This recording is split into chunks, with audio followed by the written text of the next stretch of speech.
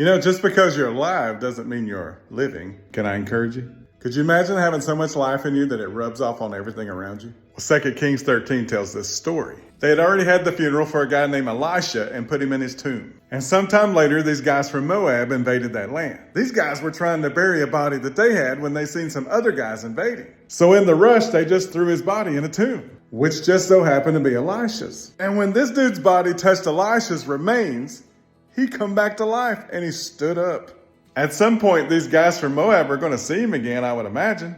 Sup, guys? That's going to be awkward. But here's the whole point.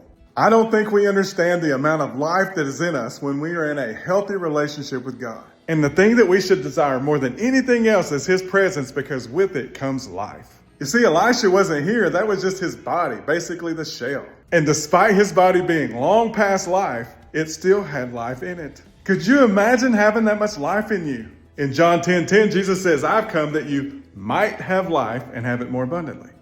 He said might.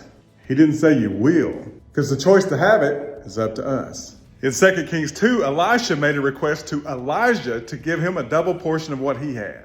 So he just didn't ask for life. He asked for life more abundant, and he got it. So what should our response be? I'll take what he's having and make mine a double. I hope God's presence overflows in your life today.